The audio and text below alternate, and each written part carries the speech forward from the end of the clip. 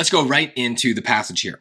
Observing that a fire in a closed container soon went out, leading 18th century scientists did not conclude that fresh air, specifically oxygen, is necessary for combustion.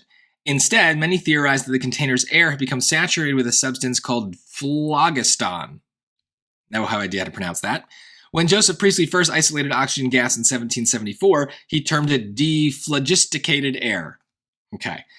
So what's going on here? Well, there's definitely already a contrast within this, but that doesn't seem to affect what we're doing here. So that might help me. I do see some kind of like contrasty words, right? Alternatively can kind of be a but word. Nevertheless can kind of be a but word. So that already makes me skeptical, because if they're in the same category of transition, then why would one be right and the other wrong?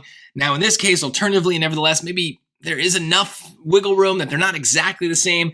But is this really supposed to be a contrast?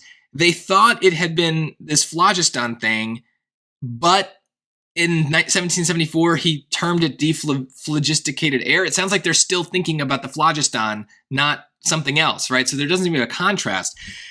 In other words, would be very literally just we're saying the same thing in other words. Now, them thinking it's phlogiston and then coming up with this other name is not the same thing. Those are two different points, right? Those are two different, ideas.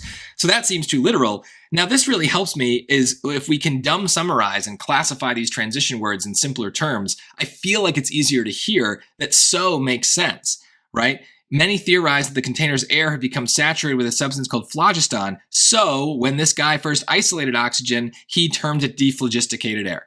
Yeah, like they thought it was phlogiston, so they named it after that. That makes sense to me.